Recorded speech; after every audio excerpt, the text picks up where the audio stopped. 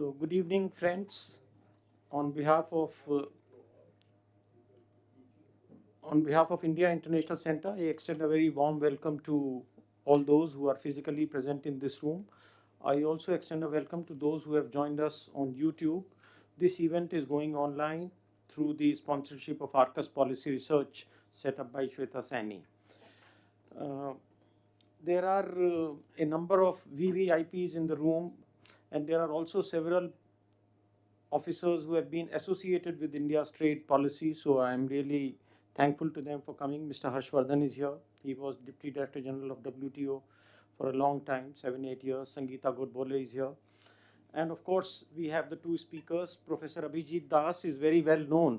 Sir, in fact, last year on 20th March, he had delivered a talk here in this very room under the Mapping Sustainable Agriculture lecture series, which I was hosting at that time. And his subject was Trump's America First trade policy, implications and options. It was a fabulous talk, but of course, since then, things have changed so much that it is an entirely new slate today.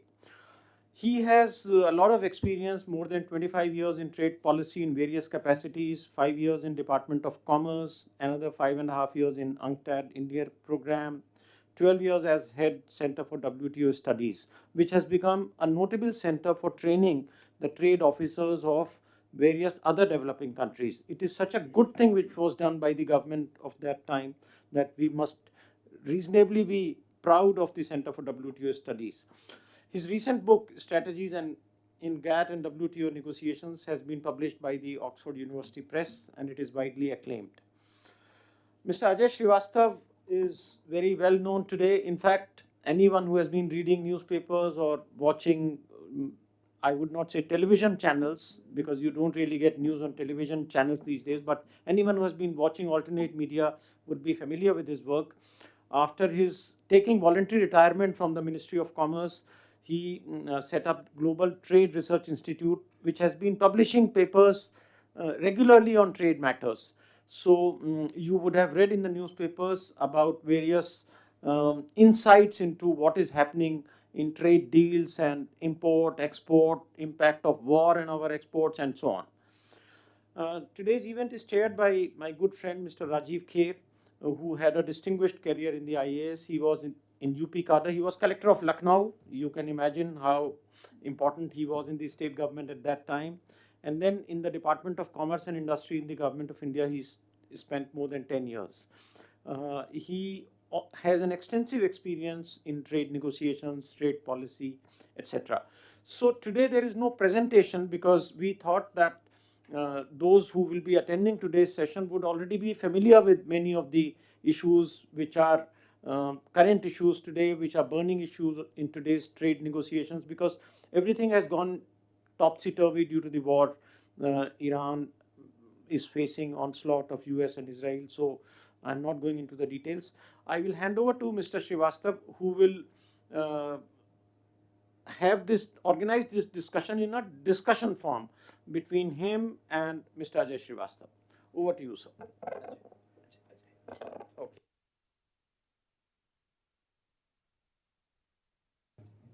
Good evening, everyone. Thanks, Siraj sir. And it's an absolute honor that this session is being chaired by my former boss and Commerce Secretary, Kher sir. So I start. If we look at, if we consider the joint statement of India and US as a trade deal, then it will be 20th trade deal of India. In addition, we have 6 smaller trade deals called preferential trade agreements. And out of these 20, 10 have been passed, have been cleared at breakneck speed in the past 5 years. So 10 in 5 years at breakneck speed. That means India is considering FTAs as its major trade strategy for promoting exports. And we are having partners with the East Asian countries, West Asian countries. Almost everybody is our partner, including China, in this journey. So we have to focus today on FTAs with the US and European Union. And let's look at the trade data first. So our exports to US in year 2025 were $92 billion. And last year we were all worried that monthly exports were going down from India to US because of Trump tariffs. But it pleasantly surprised me when I looked at the data January to December 2025, our export to US increased by 15% from $82 billion in 24 to $92 billion in 25. So it was a pleasant surprise for me. With EU, our exports are $74 billion. With both US and EU, we have trade surplus today. And they are our top two export markets. And together they account for 37% of India's merchandise exports. That means FTAs with them is very important for us. So let's see what is there in these FTAs. So first we'll talk about FTA with the European Union, and then with the US. So European Union, 27th of January, we announced that conclusion of the negotiations. This is a new thing we have started doing. Earlier, when FTAs were being signed on the day we were getting all the documents, but now announcement comes, we don't have the documents. So announcement came and some information was shared by the government.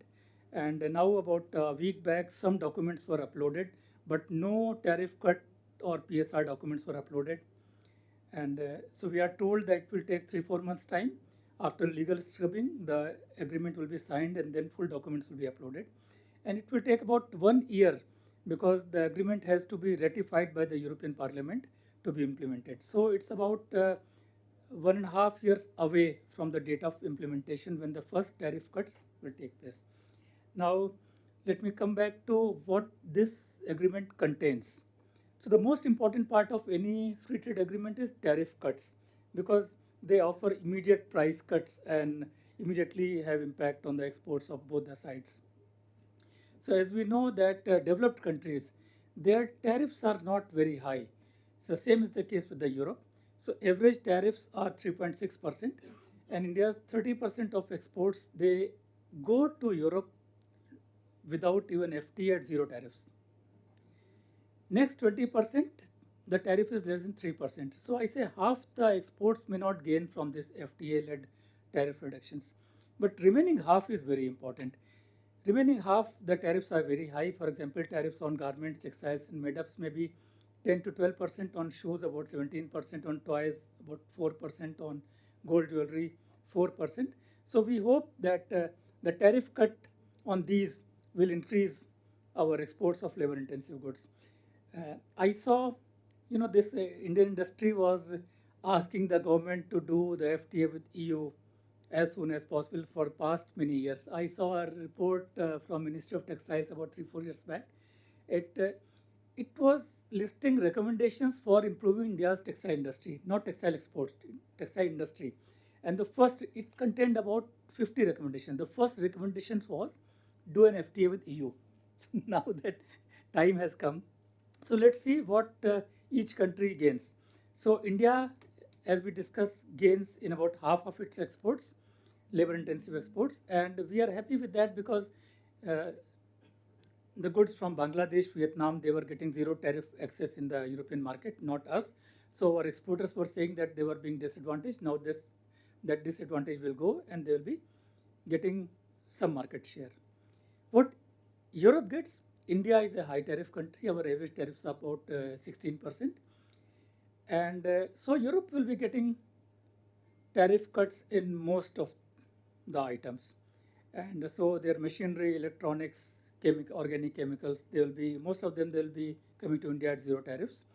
And most talked about are tariffs on wines and spirits and the automobiles. Wines and spirits, our current tariffs are about 150%. For wines, they'll be coming down to 10 to 20%, from 150 to 20%. For whiskey, from 150% to 30%. On beer, from 150% to 40%. So it will be coming down. What is good in this FTA beyond the tariff cuts? So one thing we have to see that both the economies, India and Europe, they are different stages of development. They don't compete with each other on the product profile. For example, Europe exports upstream products. They export rough diamond, we buy from them, we polish them, export world over. They export metal scrap, we buy from them, we make steel, aluminum, we export world over. They export electronic components, we assemble into smartphones and many other electronic. So there is a value chain integration in this. So India is basically into labor-intensive goods or assembly of goods like electronics, smartphones, or processing of the petroleum fuels like we import crude oil and make petrol and diesel. Europe is not into any of these things. Europe is into capital intensive high tech things, so machinery, aircraft, electronics, medical devices, those things. So that if India's exports to the Europe increases, there will be no hue and cry from the European industry. And same I can say about Indian industry. That's possibly the case. But so both the sides will gain from these tariff cuts. The value chain integration will be promoted. That's the highlight for me of this FTA. But I have two concerns on the product side. First is automobile. So I'm just laying before you my thoughts. So automobile, I was trying to get the information how many cars we import from European Union right now. So Minister of Commerce website, somehow some blockage is there. So I could get the latest data of 2024 from World Bank site. So it says India imported in 2024 8,000 cars from European Union. Now in this FTA, we allowed them a quota of 2.5 lakh cars. Those number of cars can come into India at 10% tariffs. So that means whatever they want to export, they can export. Right now, 8,000, it can become 80,000, 2 lakhs, 2.5 lakhs is there. So now what's the meaning of this? So my friend, when I talk to them, they say, for how long we are going to, why should we protect our automobile industry? For how long we should protect this? So my thoughts are like this. So far, in all our FTAs, before our FTA with the UK, we have not allowed any automobile to come from any country. We did FTAs with Japan, South Korea, ASEAN. Automobiles were not allowed. No duty cuts were allowed from them. Even though Japan, South Korea, they invested billions of dollars here. But that's the reason we have high tariffs, say 100 to 125%. Because of that, they invested here. Now we are a small car hub here. We are making good level of medium-sized cars also. But now once we allow UK or EU, now US already we are talking of giving concessions to them on automobiles, then what happens? Automobile sector is not a normal sector. It accounts for 1/3 of India's manufacturing GDP. It supports 4 crore jobs. 4 crore, when I say, you imagine the person sitting in a garage on a street anywhere in the country. So we have made a hole in the wall. Now hole will be expanded. How? We have committed to UK, EU, will be committing to US. Now soon we'll be getting letters from Japan, South Korea that we invested billions, you have not given us. You are giving to people who have not done anything to your country, give us that. So we'll be under tremendous pressure to open that. Once we open that, what happens? My friends say competitiveness will be good, it's good for consumers, but one more scenario is there. That scenario is what happened to Australia. So Australia in 1980s, 90% of the cars on Australian roads were built in Australia. 10 global companies, they were making cars in Australia.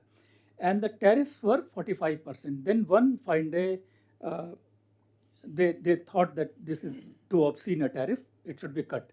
So over the next few years, they cut the tariffs from 45% to 5%. And all the 10, they stopped manufacturing. All the car companies, they shut production. Right now, every single car on Australian road is imported. Not a single car company is there. Australian government is trying hard to woo them back, but nobody is coming back.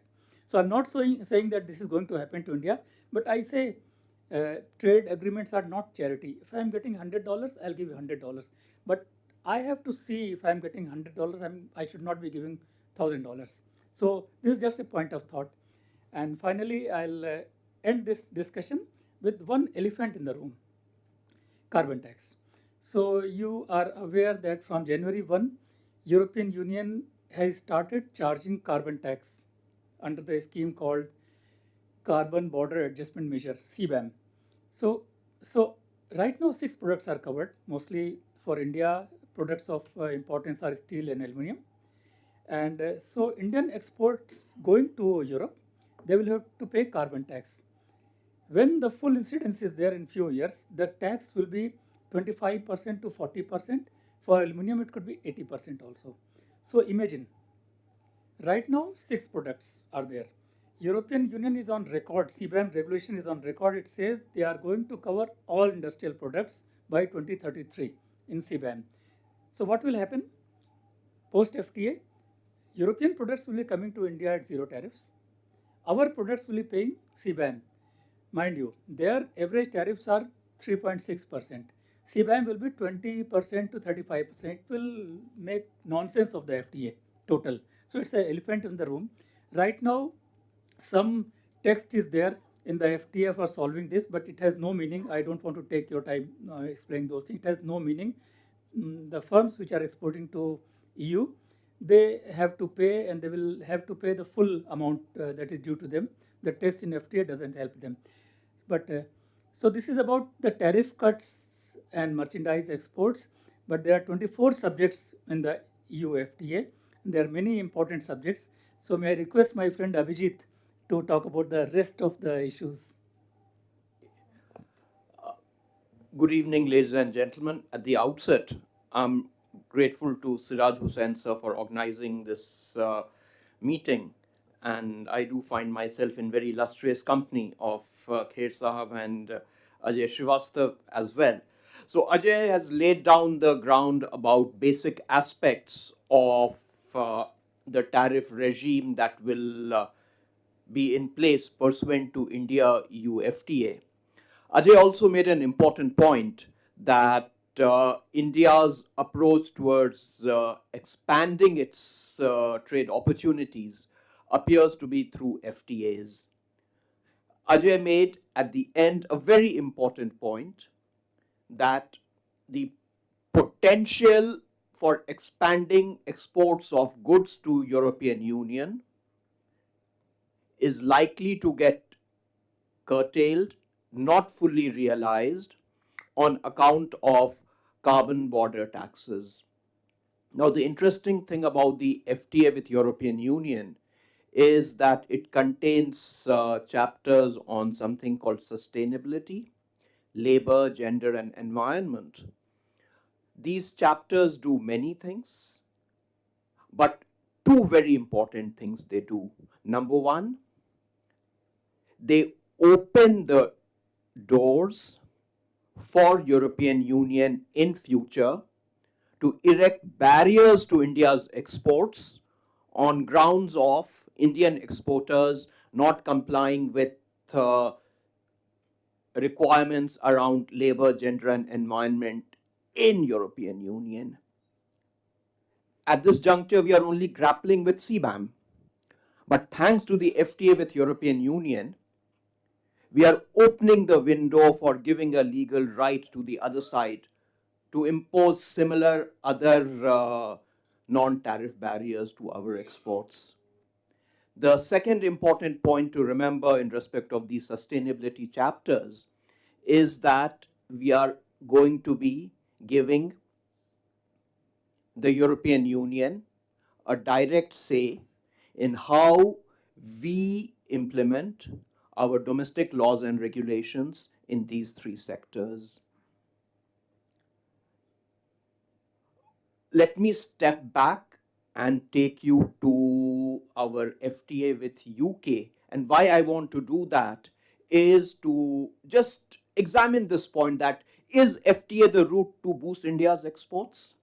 Now, there we have a very good study by the UK government itself, which says that once the FTA with UK starts getting implemented, over 15 years' time, because of the FTA, bilateral trade of both goods and services will increase by 25 billion pounds, out of which 15 billion pounds will accrue to UK, 10 billion pounds to India over a span of 15 years.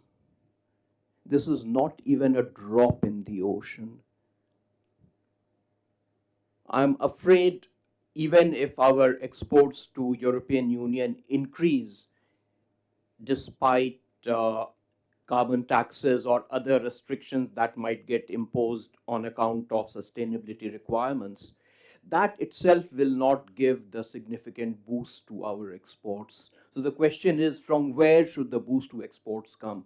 That has to come from domestic reform in terms of improving infrastructure, logistics costs, trade finance, etc. But that's a separate debate. The short point which I'm trying to make is that the entire approach of the past couple of decades, that FTA will impart a significant boost to Indian exports, requires a rethinking. Now let me come back to the FTA with European Union. If we look at one of the documents which the Department of Commerce has brought out, it says that in respect of intellectual property rights, the government will not be required to make any changes in our domestic laws and regulations. Now, when I look at the text of the FTA, whatever exists in the public domain today, the government appears to be right. But does that give us assurance that everything is hunky-dory? Absolutely not.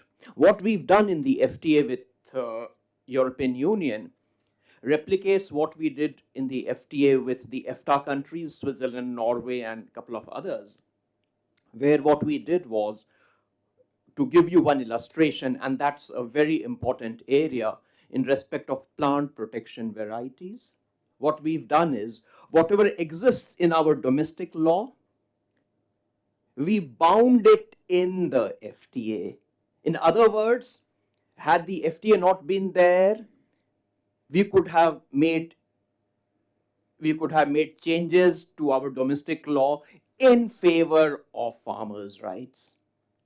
But now that we've bound our whatever exists in the domestic law through an FTA, initially with EFTA and now with the European Union, to that extent that we've tied our hands, we will not be able to bend in favor of our farmers, and that relates to the duration of protection for new plant varieties. Since we are talking of intellectual property rights, let me again go back to the FTA with UK, where there is a very, to my mind, a very difficult provision. What we've agreed in the FTA with UK is that the preferred and optimal route for access to medicines is something called voluntary licensing. Now, this has very far-reaching implications for access to medicine.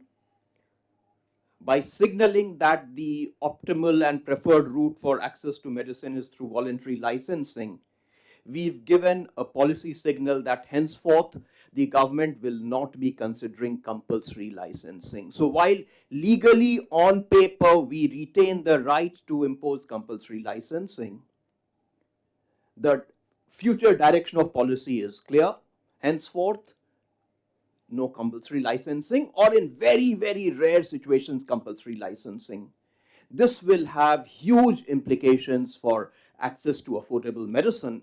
And why I'm mentioning this is, in our discussions with US, we are likely to encounter similar demands from the US side. A last word on the FTA with European Union before I turn to the bilateral deal with US. Smita Purushottam ma'am is here. She's been doing phenomenal work in the area of digital sovereignty.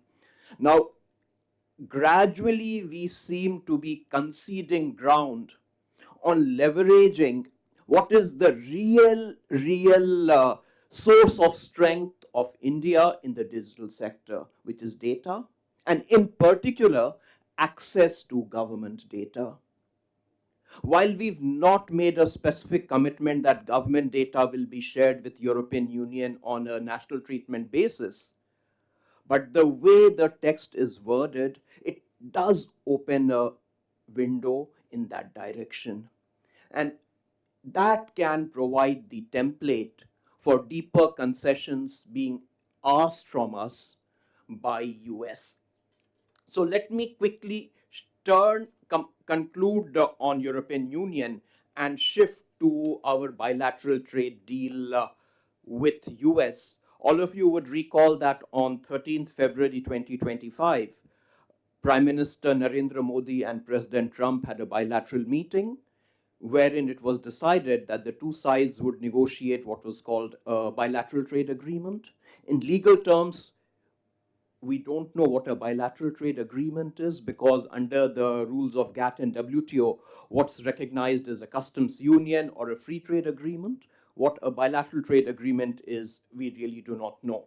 But over time, India became, as most other countries, we came at the receiving end of Trump's tariff turbulence. We were at the receiving end of a 25% reciprocal tariff, on top of which in August last year was added a 25% penalty for purchasing oil from Russia. And thereafter, sometime in February this year, early February this year, we had a joint statement between India and US, which had some very interesting elements. The joint statement said that very shortly we'll be concluding something called an interim agreement. What that interim agreement would contain, we do not know. The negotiations are still going on. But what the joint statement contains are pointers towards what the interim agreement might include. Now, the interesting aspects of the joint statement is that irrespective of the fine print in the interim agreement, structurally the interim agreement is likely to be imbalanced, asymmetric, for the following reasons. Number one, on a large number of products, industrial and agricultural, it appears that India has committed to bringing tariffs down to zero or reducing tariffs. What will the US do? When the joint statement came out in early February, the intention was that the reciprocal tariff on India would come down from 25% to 18%. And that would have been the lowest reciprocal tariffs on countries in the Asia region. So naturally, there was a narrative that we've done much better than our partners. And then suddenly we get the news that, well, Bangladesh in the textile sector might negotiate a zero duty access into US if they source cotton from US. Now, for us, a major gain from the interim agreement would have been getting slight tariff advantage in the textiles and clothing sector compared to our competitors. Now, once this news came, then that did create flutters amongst within the industry as well as those who have been watching this issue. And then subsequently, government came with a pronouncement that we would be seeking, or we've already got a dispensation in respect of textiles and clothing very similar to what exists for Bangladesh. We do not know the contours of what will happen, but if we are going to be getting a dispensation very similar to what prevails for Bangladesh, then we will get zero duty access into US for textiles and clothing, provided we source US cotton. We are already sourcing extra long staple cotton from US, which we don't grow in India. So if imports of the extra long staple cotton increases, Indian cotton growers will not get displaced. But the point is, in addition to extra long staple cotton, we also grow cotton of shorter staple length, and we import something similar from US. So if in the quest to get a zero duty access into US market for our textile exports, we have to import cotton which is of shorter length than extra long staple cotton, then there could be adverse implications for our cotton growers. Then coming back to the asymmetries and imbalances in the likely interim agreement, there's a commitment that India will purchase $500 billion worth of goods and services from US. There is no similar commitment from the US side. There's also a commitment whereby we will be recognizing US consignments in the agriculture sector in of certain product categories, provided they are accompanied with US certificates from the respective health authorities. So we will have to, those certification will override our domestic requirements. There's no commensurate commitment from the US side in terms of our export consignments of agricultural products.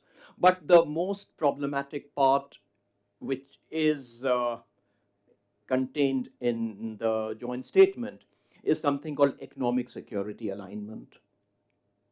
Now, we do not know what exactly this will entail, but if we look at USA's recent agreements with Malaysia, Cambodia, Argentina, or Bangladesh and a few other countries, what economic security alignment could entail is that if for whatever grounds US imposes tariffs or imposes restrictions on exports of some other country, India will have to follow suit. If the partner country wants to negotiate something on digital products or digital trade, it can do so only after getting the nod from US.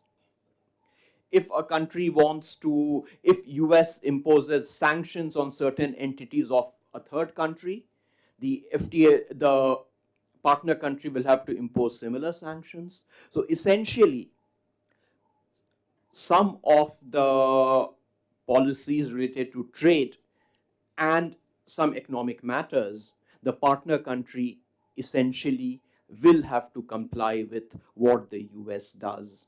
And yes. So if the US says that China and Russia are its enemies, what India will be expected to do? If US imposes restrictions on their trade or sanctions some of their national entities, we will have to follow suit. If the provision which is contained in US-Malaysia reciprocal trade agreement is replicated in the interim agreement with India. So effectively, in the trade technology war between US and China or US and Russia, we become intentionally or unintentionally a partner of US in its furthering its geopolitical objectives. So what will happen to our relations with China and Russia in that case? I need not elaborate on that. It is absolutely obvious. But thanks for raising that question. Then coming back to US, I will take 3-4 minutes more. When the joint statement was issued, it was generally hailed that it would create certainty, predictability for our businesses. Now, in today's environment, when Trump does not respect almost anything to do with international law, to think that whatever tariffs he says he will impose on India today will not change tomorrow is unrealistic. And second, whatever concessions he may give us today might appear good to us, but if he gives deeper concessions to our competitors, then where are we? So again, this promise of predictability, certainty being created by the interim agreement, I am not sure how far those would really materialize. Then in the area of digital sector, the US recent agreement on reciprocal trade contain many provisions which effectively what they do is prevent the partner countries from taxing US entities in the digital sector, require a commitment on free flow of data across borders, do not include an explicit commitment on sharing of government data, but that may not be too far behind. And most importantly, they require a commitment on an issue which is at the WTO, something called moratorium on customs duties on electronic commerce. I will not go into the detail of that, but countries who had been opposing this issue at the WTO, they have fallen in line. Whether India will also fall in line remains to be seen. Let me turn to one of the most contentious parts of the joint statement, which is on agriculture. Now, what the joint statement appears to suggest is that in respect of some agriculture products, India will be reducing or bringing down tariffs to zero. The good part is that cereals do not appear to be included in this list, but based on news reports plus what has been appearing from the government, it appears that we have given a commitment to allow certain quantities of some fruits, some nuts at lower tariffs, something called through a tariff rate quota. And if you look at the prices, which the base price which is mentioned in some of the statements emerging from the government, then the base price may not be adequate to protect the interests of some of the fruit growers, particularly apples. A last point in agriculture. US is not a major rice exporter, but for whatever reasons, the US lobby group on rice, which is interestingly called US Rice, has been going hammer and tongs against our minimum support price scheme for rice. And if you look at the fact sheet, not the fact sheet, the statement which the USTR came out after something called the reciprocal tariffs being thrown out, that statement said that we will now be starting investigations against countries for their unfair trade practice, and their rice has been singled out. So don't be surprised if we come under considerable pressure from the US to have a relook at our MSP scheme. Although at this juncture, going by what is contained in the joint statement, there is no such indication. But if you look at historically the US grievances against India, rice has appeared very prominently, and this gets reiterated in the statement by the USTR after the US lost the Supreme Court case on reciprocal tariffs. I'm going to stop at that. And Ajay, could you now take it forward from what lies ahead in the US context after the basis on which the reciprocal tariffs was imposed, something called International Emergency Economic Powers Act, IEEPA. Once that was thrown out by the US Supreme Court, what lies ahead? Thanks. So, joint statement said that US will be cutting its reciprocal tariffs from 25% to 18% for India. And in return, India will be granting many things, which Abhijit has narrated. So, what are the next steps? So, it's not written anywhere, but news reports suggest that US said that within 2 weeks of 6 Feb, they will be issuing an order notifying tariffs coming down from 25% to 18%. And by mid-March, India will be laying out a product-wise list of specific concessions granted to US. But before any of this could happen, there was almost a bombshell in the Trump's strategy. So, US Supreme Court on 20th of February, it issued a very clear order. It said that the reciprocal tariffs which Mr. Trump was using, that tariff is not allowed under the act, that is International Emergency Economic Power Act. It's not allowed to be used for that. International Emergency Economic Power Act allows the use of import restrictions in case of national emergency. Mr. Trump said that high trade deficit is a national emergency. So court disagreed with him. It's not only the Supreme Court, the lower two courts, the US Court of International Trade and the Federal Court, also passed verdict against the Trump's reciprocal tariffs. Supreme Court finally put a stamp on the decision of the lower courts. With this killed Trump's entire strategy. Now these tariffs under this act, IAEPA, they gave Trump tremendous power. He could impose tariffs whatever he wanted on a country. Uh, he said he is imposing to solve the problem of trade deficit, but with Australia, US has trade surplus. Still, Australia got the tariffs, reciprocal tariffs. He could pick up a number and stick on that country. Now, with this gone, countries are asking 3, 4 questions. So, Mr. Trump imposed these tariffs in April, May, June, and July, 3, 4 months' time. And he used these high tariffs to pressure countries to enter into a quick trade agreement with the US. The bargain was that US will be reducing some of these reciprocal tariffs. Say for India, it was 50%, from 50% to whatever 18%. For EU, 25% to 15%. Japan, Korea also 15%. And in return, he will be seeking countries to eliminate tariffs on most of the US products, committing billions of dollars of hundreds of billions of dollars of investments, committed purchases, and so many else. But after the Supreme Court verdict, the country is asking 3 questions. One is, before that, as soon as the order came, within hour there was a panic in Trump camp, and he imposed another tariff, new tariff, in hurry, at the rate of 10%. It was imposed under Section 122 of Trade Act 1974, and it was to be universal tariff. So all countries will be paying, instead of the earlier reciprocal tariff which varied country to country, all countries will be paying 10% tariffs.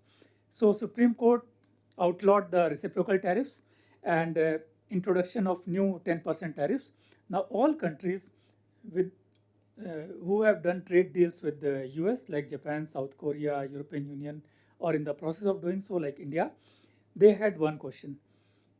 3 questions. First is, I was getting 18%, India is asking. Now I am getting 10%.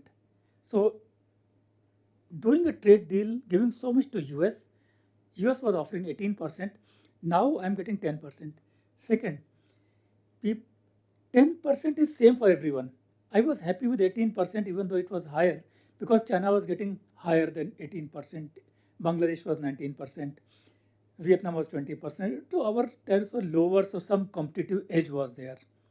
And third, countries who did not have a trade agreement with the US, they also have to pay 10%. So the question is, what's the need for this trade agreement?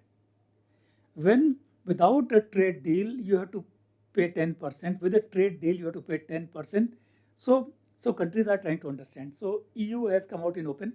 They are saying these are unfair tariffs, and they are almost written on the sand.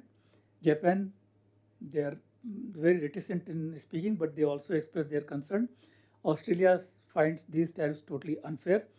India, as usual, we are totally silent about what we are intending to do in future about these things, but whole of the world is talking about these things. And it's very difficult to explain to your domestic constituency why you are doing a deal with US when US is not giving you anything. When reciprocal tariffs were there, some fig leaf was there, 25 to 18%, okay.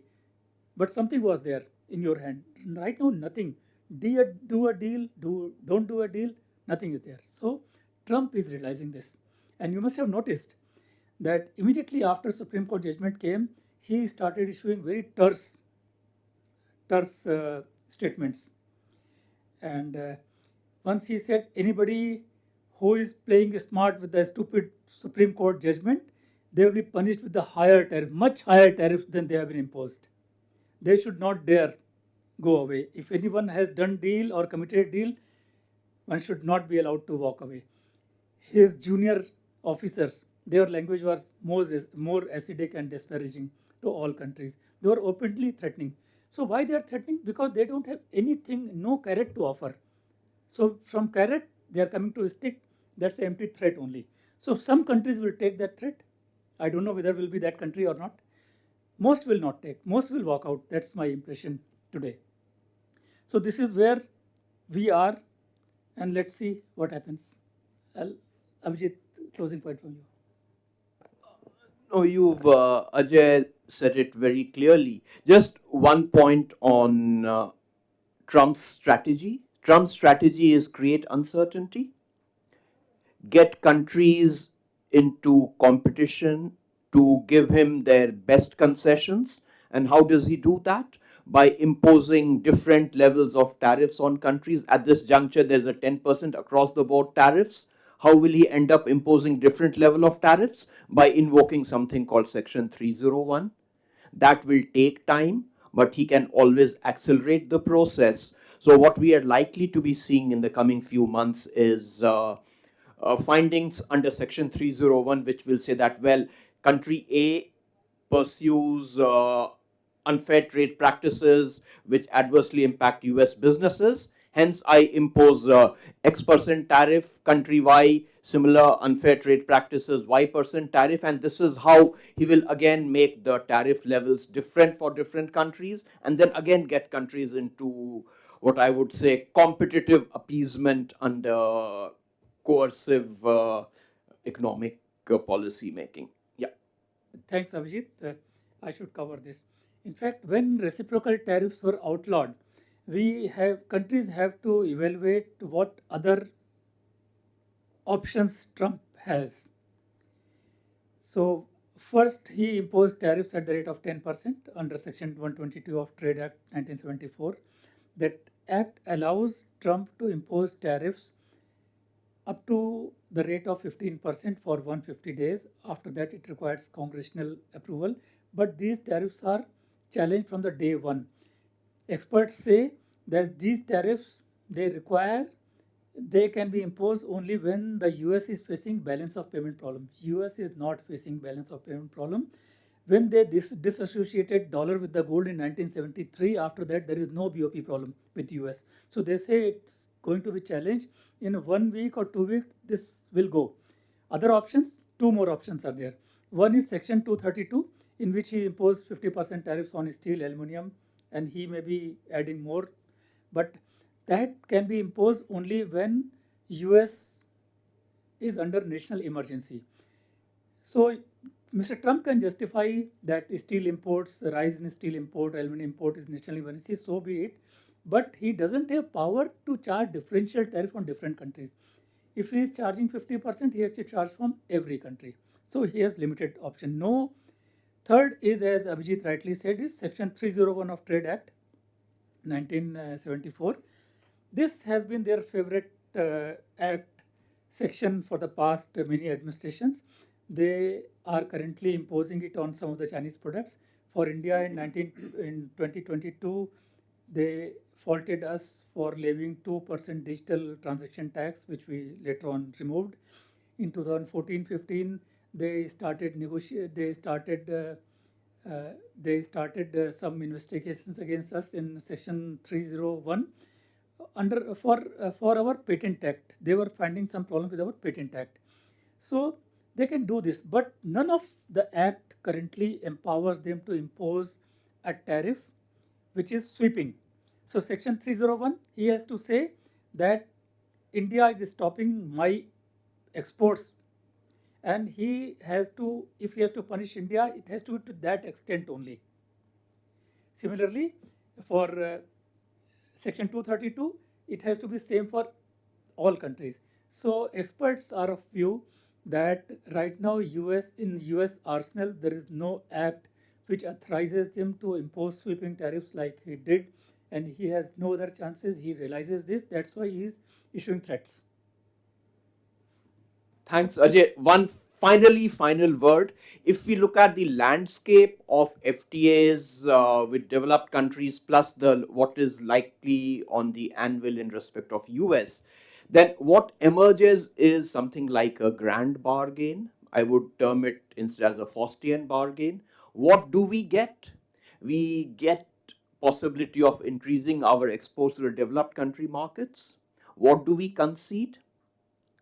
In two areas, the concessions are not likely to hit us immediately, but they will hit us over next few years in the area of intellectual property rights, and second, in the area of digital trade. Digital trade will be one of the most vibrant area of economic activity, and the concessions that we may end up giving through the FTAs can come to haunt us a few years down the line. So I'm going to stop at that, and thank you, ladies and gentlemen, for very kindly listening to us. So thank you, both the speakers. I would only like to say before we have questions and answers that even before Trump administration came, US has been challenging India in WTO. And it is not only rice, they have challenged us on wheat, they have challenged us on sugar cane, they have challenged us on sugar, they have challenged us on cotton. And a number of congressmen had also written letters. We have written about it. I think all three of us have written about it. So it is not new, it is only that now it has taken a very serious turn, and we do not know how this framework of agreement, etc., will be finally negotiated into a deal. So that's it from my side, and now we are open for discussion. Kher Saab will have the last word. Well, good evening, ladies and gentlemen. Thank you, Siraj, for giving me this opportunity. Thank you, IIC. This is, of course, a very hot topic, and it's been a hot topic for quite some time now. As a matter of fact, trade has never been the darling of international fora, national media, and so on and so forth. Every discussion these days somehow zeroes in on trade issues. Much of it, I realize, conflagrates for two reasons. One, that those who are presenting trade issues don't have enough time to give you the whole story. Two, that willy-nilly trade gets into politics. So what I'm going to do is, I'm going to speak, Siraj, with your permission, I'm going to speak, to say something in three parts. The first is, let me build a slight framework to appreciate what an FTA is. Two, I would respond to the developments as far as the US-India FTA, BTA that's being talked about. And three, I'll respond to some of the areas which very able speakers have touched upon, but I would have my views, so I'll just share that with you. Now, ladies and gentlemen, let us be very clear.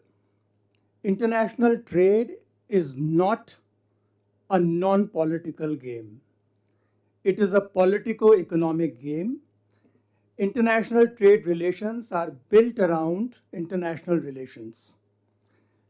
It is not a surprise that most often FTA-related discourse gets nuanced by the political climate of the day. Whether it was 2002 to 2008 when India signed a few agreements, whether it was 2008 to 2011 when India signed 3 very relevant agreements, and whether it is now from 2021 to 2025, 6, when again a set of agreements have been signed. Let us be very clear about one thing, that all of them have been nuanced by the politics of the day.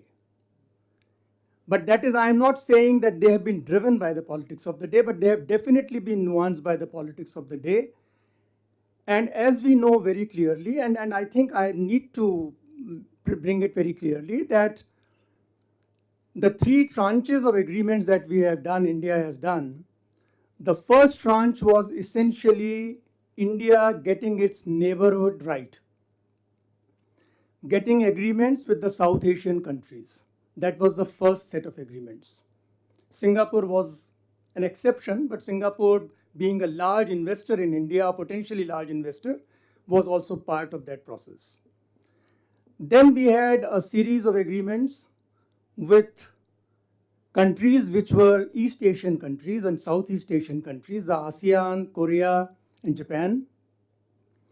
And this was definitely nuanced by the then government's approach on looking east. It was a perception, and in my view, right perception, not about the FTA, I'm talking about looking east, that India needs to pay greater attention towards economic integration with Eastern economies, because as Asia was emerging as a manufacturing powerhouse, Korea, Japan, and Southeast Asia were playing, ASEAN were going to play, were already playing, and were going to play even a greater role in the construct of South Asia, construct of Asia. And India wanted to be part of that. Why India did not benefit out of those agreements to the extent that it should have was for a different reason. The reason was that it was presumed that signing an agreement is be all and end all. That's not the case. Free trade agreements are simply institutional mechanisms. They are pieces of paper on which countries sign their intent of doing something. That intent of doing something is manifested by domestic responses to what you have committed and by international responses to what you have sought by way of commitment from others. Now, unfortunately, in that set of agreements, the domestic reforms which were expected, most of them did not happen. For a variety of ways, that's a different subject, and I don't want to touch upon that at the moment. And therefore, we were not able to harvest those agreements to the extent that we should have. And now you have and I can go on this, but I am aware of the time. And then you have the third set of agreements, which have been manifested in two tranches. One was a set of agreements with Mauritius, Australia, and UAE, and then Oman, UK, EU, and this so-called BTA of US. And again, friends, this is a manifestation of India's economic needs, but definitely nuanced by the politics of the day. So let this be very clear. It is not something which a government succumbs or a government doesn't succumb. Let us be very objective in this.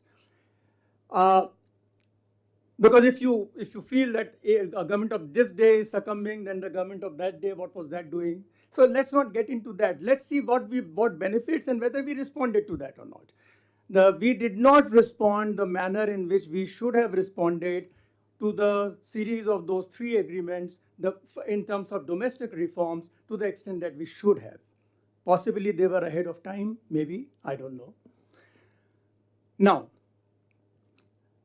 the underlying point here is that we are going through a terribly turbulent geopolitical evolution. There are people here sitting who are far more educated and far more experienced than me to speak on this, but we are aware that the manner in which geopolitics is developing, a country like India with very little leverage except the market that it offers, and a potentiality of human resource, it has nothing else to offer. The second point which we need to understand is that if your ambitions of economic prosperity that politically you want, so your political aspirations and economic ambitions have to come together, then you necessarily have to expand your market. Because the 140 billion market is a multi-layered market. A significant part of this market at the lower level is not conducive enough to buy goods and services which are produced at higher value in the overall value context. And therefore, you need markets outside to give you that scale support which is necessary to make you competitive. You cannot be competitive, and you have seen a recent example. Apple is the most recent example where we have seen that within 5 years or 4 years of policy change in the subsidy program, in the production-linked incentive program around mobile phones, today Apple has turned out to be the largest exporter, $24 billion worth of mobile phones. So you can very well see how these kinds of policy-induced changes in the manner in which manufacturing is done can bring in prosperity. Now, the third, therefore, in this times, it is necessary for us to continuously think of expanding the markets, because your own market, which is your trump as a matter of fact, but is not big enough at the moment for all kinds of products. Yes, for garments and textiles, it may be, but it will not bring the value. The value will come only when that same garment goes out and brings a greater value, because it is made to a different standard and made to a different design and made to a different choice. It brings a greater value. And with the kind of minimum the wage that you pay here, your competitiveness is significantly improved. So let this be very clear. Your competitiveness is the crux. This is the background. I can go on and on. FTA offers you this opportunity of expanding that market. Now, from a pure hardcore economics perspective, I accept that FTA will not be the best alternative for seeking this. The best alternative undoubtedly is the multilateral trade arrangement, because it gives a level playing field to everyone. And therefore, I don't compete with you. I compete with you only on the basis of my own competitiveness, but not on this tariff advantage, etc. So if that is not there, and we know WTO, what is happening to it, and this is not the time for me to speak on that, we will have no option but the second option. And the second option is expanding market. The second point we need to understand is that our competitors have very regularly, significantly, and very thoughtfully have stitched these agreements with several other markets. As a consequence, their markets have become larger than the markets that we cater to. Whether CPTPP, whether RCEP, whether other smaller regional affiliations, they all have expanded markets for those members, which luxury we don't have. There are disadvantages also. Again, that's a subject which is for discussion for maybe some other day. But the fact is that unless markets are expanded, we will not be able to take advantage of scales, and scales make us competitive. That was the first point. Let that be out. One can go on, but I wanted that to be clear. The second point, US. The US bilateral trade agreement is the biggest joke going around. Just for the sake of information of those who may not be knowing, according to the international trade law, a country is bound by a tariff that on a product that it has committed in the WTO in a certain year. There is a schedule, and that country has committed to that product in that year. So if I have committed to this bottle, this product, glass bottle at 5%, or let's say 20% of tariff, that only means that I will never put a tariff of more than 20% on this product. That doesn't stop me from applying only 5%. So I can say bound tariff 20%, applied tariff 5%. So when I trade with a partner, he comes at 5%. But it gives me the freedom of going up to 20%. So that is the advantage.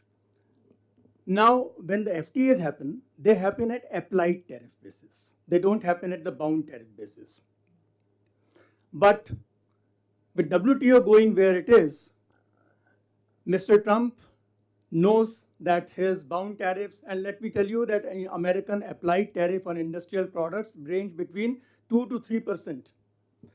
So as a matter, and so I don't exactly know what was the bound tariff generally, but whatever it is certainly less than 18% and 15% and 10%. So as a matter of fact, Mr. Trump could not have imposed tariffs above the bound tariff. So all this hullabaloo which has been created is completely illegal. Unfortunately, WTO's judicial system is in complete shambles, and therefore, despite a challenge by a few countries, it has not gone anywhere. It will not go. So he is taking advantage of that, and he's taking advantage of the belligerence of his approach in everything. And he knows that his military might is so strong that nobody, we thought European Union at that point in time would at least speak something. But the manner in which they went under, I mean, who else has the power? Only one country has the power, which has, and because it has leverage. It has leverage, and therefore it has shown seen into the eyes of Mr. Trump. But that unfortunately has given, taken the discourse to another direction of so-called G2. And again, I don't want to get into that. So, therefore, Mr. Trump has used this opportunity, taken out an act, Ajay mentioned about Indian Trade Act of 1974, and put a tariff. Some sort of a calculation was done which was useless, but that calculation and country after country has been imposed with that tariff, and then several changes have taken place. He called it reciprocal tariff. I don't want to repeat that because we are all aware of this. So coming to what Ajay said, coming to the latest, Supreme Court. Now, Supreme Court has clearly said that Mr. Trump, the President of America, is not empowered to impose tariff by way of import regulation, which is what he's supposed to do under the IEEPA. That was the part, that was the business that Congress could have done. So he could not have done that. Now, so he has picked up another act, and now Trade Expansion Act, and now he says that that allows 10% or 15% maximum. He did 10% one day. Obviously, if India negotiated a tariff on that 50% that was imposed on India, and India brought it down after negotiation to 18%. And now, if the mother tariff is 10% or 15%, then India's negotiation with US, in my view, are non-est. Because they were on a basis which has been proved by the Supreme Court that it was wrong basis. And since India has no leverage, India is very politely buying time. India cannot say that we will not do. Even Europe took 7 days, 10 days, 7 days, I think, to speak that, what Ajay said. So India is not saying anything. India is saying we have postponed it, Darpanjan will not go, we will do this, we will do that. What else can India do? So India has postponed that negotiation to move forward, whether it's interim agreement that Abhijit spoke of. Nothing was clear in that joint statement. It was a unilateral statement. It hardly deserved to be called joint statement. America was treating and has been treating every other country like a stepney of a tire, of a car. And actually, it is unfortunate that we have to succumb to these situations, but that apart. So as far as US agreement is concerned, I don't want to get deeper into that because the basis is wrong, number one. Number two, India negotiated a higher tariff, but now the basis has gone, therefore that higher tariff has no relevance. Fresh negotiations would be required, even if this 15% tariff which has been imposed is only for 5 months. Then the Congress has to take it. And if Congress has to take it, by then November will come, there will be elections. Mr. Trump is buying time till November. And I think maybe countries like India and others are also wanting to do that. We don't know. There's nothing that we have been told. Now let me come to Europe. Europe agreement has been under negotiations since 2007. The negotiations halted first, I think, in 2009 and then in 2013. And then they were picked up again. For a long time, the present government was anti-FTAs. they, till about 2021, there was a strong vocal opposition to FTAs. But then geopolitics and whatever internal thinking would have happened, government suddenly reoriented itself and did a half agreement with Australia. I say half because that's not the whole of the agreement, that it is sort of an early harvest. And then in 22, 20, 25, 24, 25, we saw suddenly 3 critical agreements. Till then, Australia, UAE, and Mauritius, they were relatively, in my view, peripheral agreement. UAE, of course, is an anthropo, so an agreement can play a part there. Australia, well, there was a complementarity, except dairy. There was a complementarity. So Australia, in any case, would have been a good agreement. They didn't need an agreement, sorry. Now coming to these 3 agreements. UK, EU definitely are sought after markets for India. They are sought after markets because of the huge amount of wage goods that we produce at much cheaper rates. But unfortunately, our competitors got better tariff deals. Bangladesh, Vietnam, by virtue of certain provisions of the European law, Vietnam because of the bilateral trade agreement, Bangladesh because of a certain provision for LDCs in their law, got very low duties or zero duties on most of these wage goods, whereas India had to pay the normal tariff.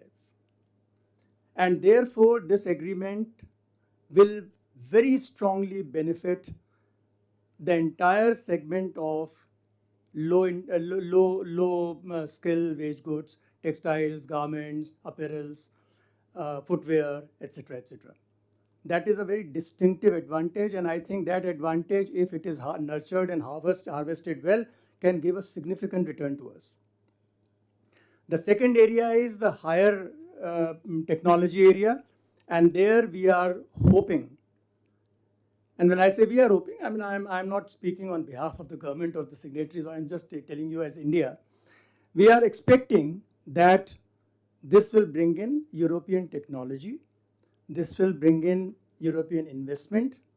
This will create India-Europe value chains. There are significant numbers of leading brands in Europe, and therefore we can build those value chains. And please, 2 things which I have forgotten to speak about was the relevance of value chains. Every trade deal today must answer this need, that unless a trade deal builds a value chain, it is of no advantage to a country, particularly the lesser country, the lesser developed country. So that is very important. The second thing is investment. If a trade deal is not promoting investment, it will only have a marginal utility.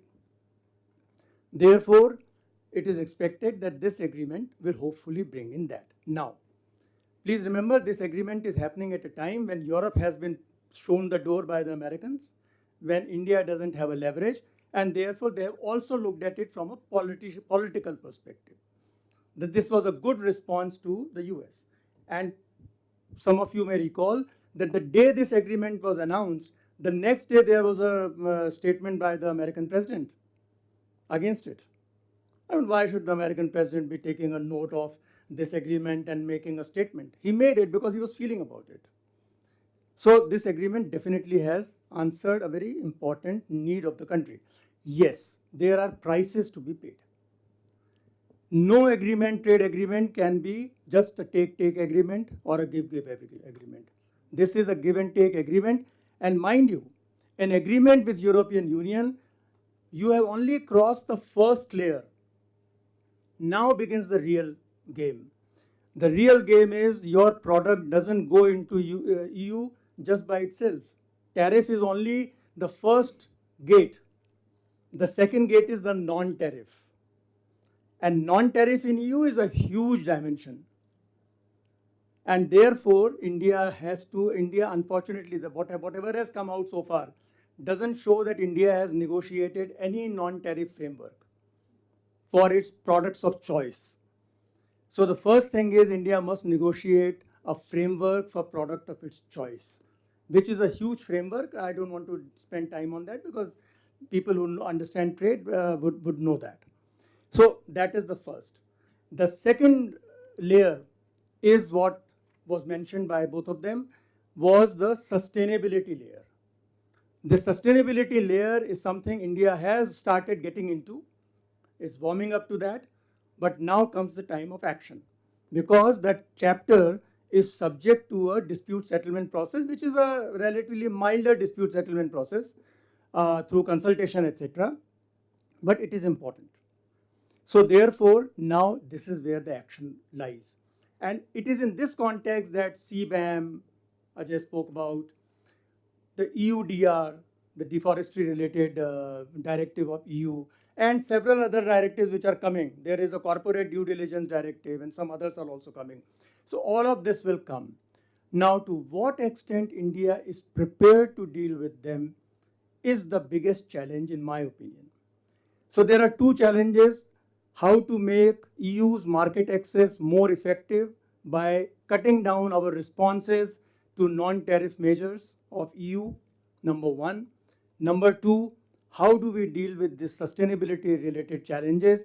I think all of the domestic reforms which must follow from this must take into account all of these issues. One can go on and on, so I don't want to take more time. I have just tried to add to what Abhijit and Ajay have said, but I'm sure if you want to add to this, Abhijit, Ajay, please do so. But I think it was necessary for me to say this because very often what happens is that FTAs are taken as standalone tools. They are not standalone tools. See, this is the mistake we did with the earlier three agreements. I'm not saying those were great agreements, but this was a mistake we did. We thought that up to humne FTA kar liya, now let's sit, now we'll get the market access. But we didn't. It's impossible to send a medicine to Japan. In Japan, how does your pill look? How does your tablet looks like? That is a winning criterion. You can't send medicines just by signing an agreement with Japan. And we did pay no attention to that. And there were many, many more things. So if we want to take advantage of these agreements, we will have to do all of this, the two layers that I spoke of. Thank you very much. Thanks a lot, Mr. Kher. Thank you. So now we are open for discussion. Yeah. Good evening, sir. Please use the mic. Huh? Please use the mic. I am Arulanand. This question is relating to Ajay Srivastava, sir, regarding the car imports and exports to EU. The EU makes generally Benz, BMW, Audi, Porsche, and India makes like Tata, Mahindra, Suzuki, and all. And in my understanding, and you said that 8,000 cars and all those things. Sir, regarding export, I mean, if you see EU, they import a lot of cars from China, mostly electrical car, because of their own Euro standards and all this thing. Anyway, there is a criticism against EU that they are setting standards and they are suffering. The local manufacturing suffers. So my question is that, sir, how will this trade deal with the EU will benefit Indian exports to Europe? I believe Europe will not import IC engines from India. It will have to be electric cars. So will that be a good platform for Indian car exporters to Europe? Thank you. And how will it replace Chinese thing with European Union? I mean, Hi, good evening. Myself, Binay Gupta. I am the founder and CEO of a strategic advisory firm, Geosynthesis. Abhijit, when you spoke about the need to reevaluate the prevalent approach of FTAs being the default mechanism to boosting exports, given the bipartisan unanimity in US politics today around not using WTO, multilateralism effectively dead at various levels, given the geopolitics of the world, what other mechanisms beyond FTA, plurilateral level, bilateral level, do we have to pursue exports growth? And Mr. Srivastava, a quick comment come question. when you spoke about concerns around us opening up our automobile industry to significantly higher level of imports, at a meta principle level, does that not reflect a persistence around protectionism? If we want to trade more with the world, we have to also be willing to accept, buy and sell. Trade operates on that principle, right? If you could reflect on that. Thank you. Harshvardhan, would you like to say something? No, if I start, I'll speak like Rajeev. So I would like to hear various things. On cars, Mr. Srivastava, would you respond? My honest response is I don't know the answer.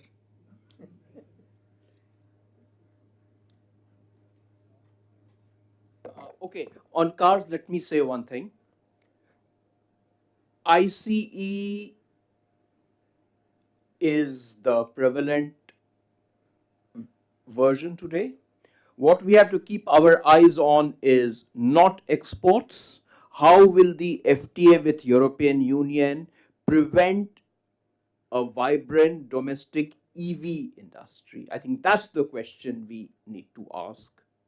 And there we will have to see what is the extent of opening we are giving for EVs from European Union. I think, and also maybe with US, we don't know that. So exports is one strand, but to my mind, more important will be, will the FTA with European Union constrain development of our domestic EV sector? And if you look at the floor price, which is floating around in the media, then maybe the EV of Mahindras might get impacted at this juncture. Okay, could I respond to other questions? With WTO dead, what options do we have? Now, let me link this with what Kher Sahab said, that India has no leverage. I think we had a very important leverage, but for whatever reason, we did not use it with US, and that leverage was intellectual property right. Remember, WTO is a composite agreement. It's a grand bargain whereby we secured the right to retain high tariffs. US, European Union gave up their right to retain high tariffs, but what did they gain in return? Intellectual property rights. Since US has shown complete disdain for the tariff part, why should we continue to respect US IPRs? It needed just a spark from any one or two countries on IPRs. That would have given us some leverage. Of course, the response from US would have been that, okay, we will hit back at your services. There could have been a further calibrated response to that. But to my mind, we missed a trick by not retaliating against US once US started imposing reciprocal tariffs. And this is not theoretical, mind you. When under President Trump's first administration, US imposed illegal steel and aluminum tariffs, India retaliated. So why did we not retaliate this time? Why did we not retaliate in IPR sector? Now, that was the question on leverage. Coming back to your question, apart from FTAs, I mentioned in passing that FTAs will give us increased exports, no doubt about it. But to what extent that will happen will depend on, as Kher Sahab said, to European Union, how we are able to navigate the sustainability requirements. In addition, let's bear in mind that our price competitiveness is in a way made worse because of costs on account of infrastructure deficiencies, logistics, trade, red tape in customs procedures, import-export procedures, high cost of finance. If we are able to address some of these, that perhaps would give us a much bigger boost to our exports than FTAs. So FTA is certainly an important component, but a bigger boost can come through our some of the domestic reforms in this sector. And maybe I should respond to a couple of questions from Dr. Shalini Bhutani on YouTube. She says that an agreement on geographical indications is also being negotiated. This has implications for agriculture products too. Yes, some negotiations are happening on geographical indications, but what are the specific contours in respect of the negotiation with European Union? These have not been concluded, but what is apprehended is that some of the cheese which is manufactured by Amul, European Union would seek to get a GI in the Indian market and get it protected. So that could have some adverse implications for Amul. But at this juncture, let me confess, those negotiations are not concluded and we do not know the contours of what will happen on geographical indications with European Union. Dr. Bhutani has raised a very pertinent second question. While we are negotiating free trade agreements, the government is currently amending the Seed Act actually. Now this is important because some of the commitments that we make in FTAs are related to our Plant Protection Varieties Act. Now, I mentioned earlier that government's approach is that, well, because of the FTA commitments, no changes required in domestic laws and regulations. But what do you say to a situation where before the FTA gets announced, we make amendments to our domestic laws and regulations, and those amendments are precisely what are contained in the FTAs? Not theoretical. This is what happened in our negotiations with EFTA countries in respect of something called disclosure requirements in respect of working of patents. So what we need to guard against is changes in our domestic laws and regulations. We pretend that these are done autonomously of FTA negotiations, but eventually those changes are what our trading partners might be demanding in negotiations. So we need to have a careful look at what changes we bring about in the Plant Protection Varieties Act, Seeds Act, and what commitments we are making in those areas in the free trade agreements. Yes, ma'am. Abhijit, I just wanted to ask you, in the negotiations with US, have we given any concessions regarding GM food imports? I know you mentioned that we have agreed to import some fruit and nuts, but you didn't mention anything about GM. Was it intentional or is it not yet decided? Okay. Ajay would be able to respond in greater detail, but let me mention two important aspects here.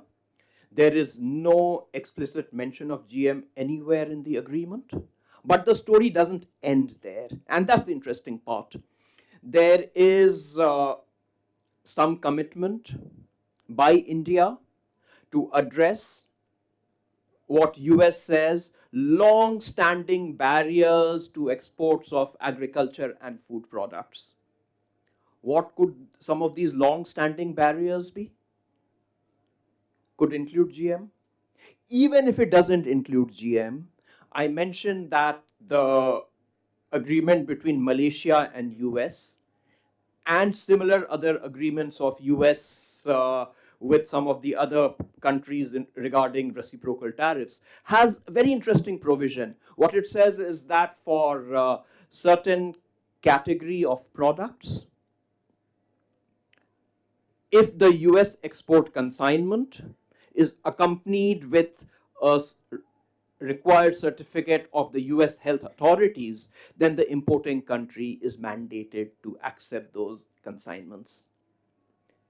So there's no mention of GM, but if the US health authority gives the certificate for GM products, other countries mandated to accept it. Now we have to guard against similar provision creeping into our agreement with US if we want to keep out GM. Ajay, you would like to add something. You have done a lot of work in the area of dairy sector and which may not be that directly GM, but it has similar connotations.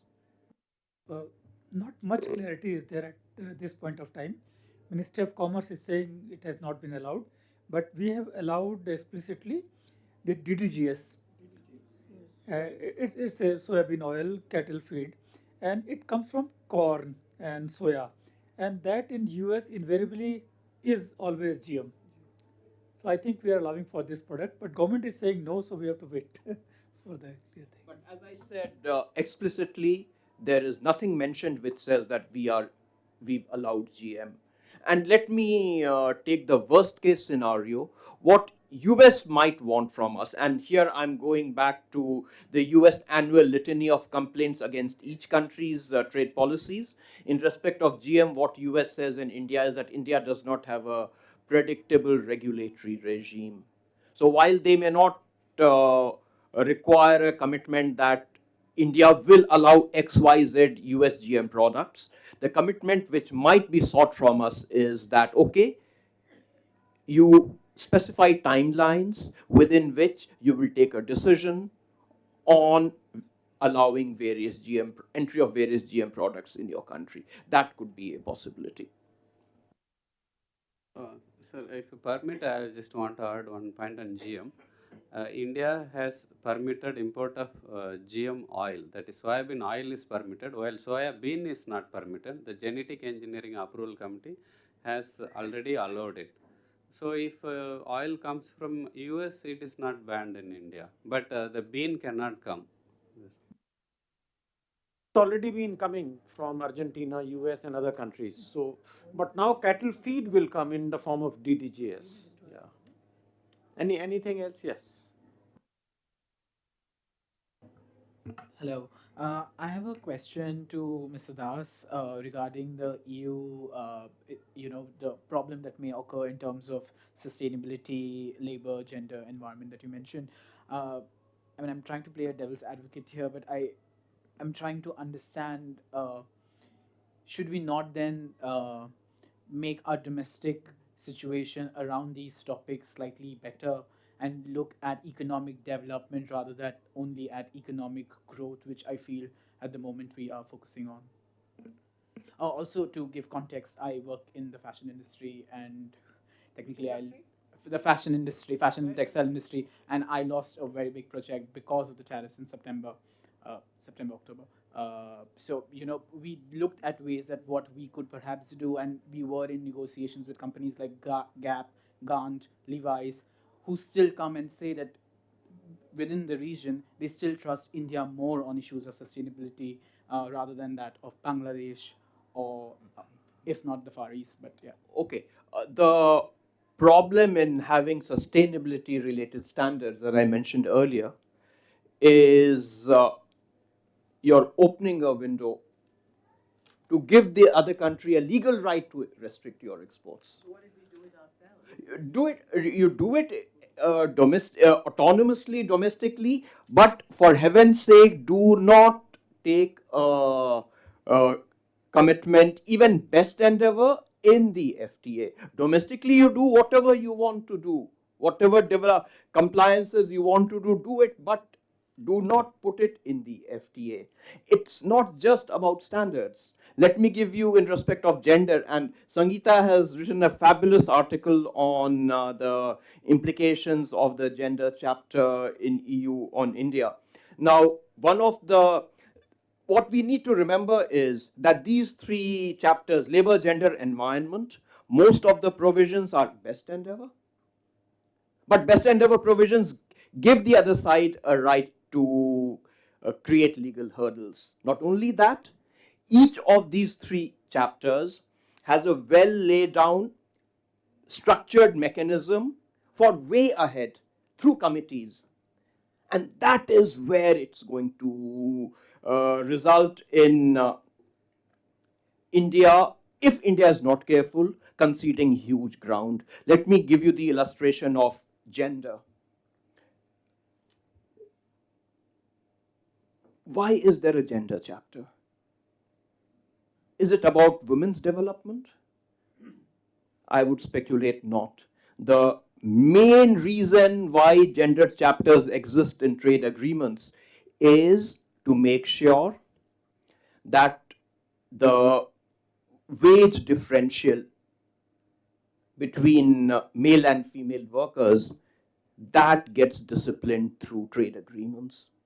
Now, if you look at the gender chapter in EU or the gender chapters of Canada's FTAs, you will not have it specifically in terms of obligations, but in terms of subsequent committee work, all of them have it. So if we are not careful, what the other side wanted to extract in terms of concessions from us, we might end up giving those concessions through the subsequent work program, which will happen once the FTA starts getting implemented.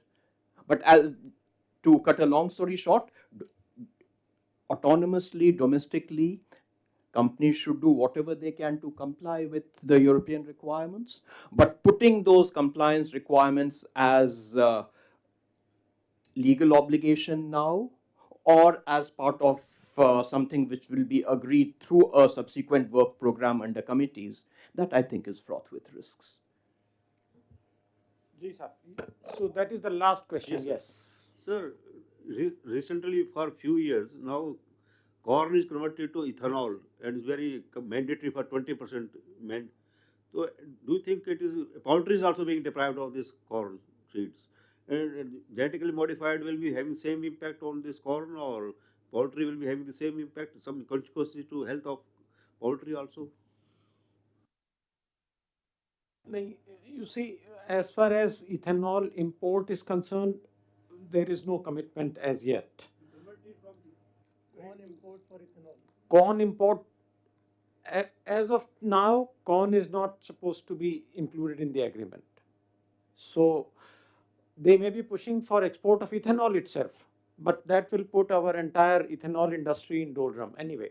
So thank you very much. I think the first and the immediate impact will be on car industry, which will be very visible because of the large size of our industry and because of the preference of the richer classes to have imported cars. Even today, I see a lot of BYD cars from China, electric cars from China on the roads in Delhi and Bombay, even though there is no FTA and tariff is very high, but people are prepared to pay full tariff for importing these high quality cars. And in the case of EU, in the case of EU, though the quota is 250,000, but there is a threshold value. So cars of that price and above will only be allowed to be imported. So it's not that they are competing against your, the small cars. They will be all competing in the luxury on mid upper luxury. And that's why, sir, I mentioned that when it comes to EVs, the threshold has been pegged at such a level that only Mahindra EVs will get impacted at this juncture. No, but I think, Rajeev, all the cars above 25 lakhs are going to be impacted. And as far as I know, a lot of cars being sold in India are in that category. So I think that will be very good. You will get the cars cheaper. जिन लोगों की 25 लाख होगी वो 23 लाख कर देंगे. So thank you very much. Thank you, India International Center, for hosting this fascinating discussion, and thank you, Arcus, for webcasting it.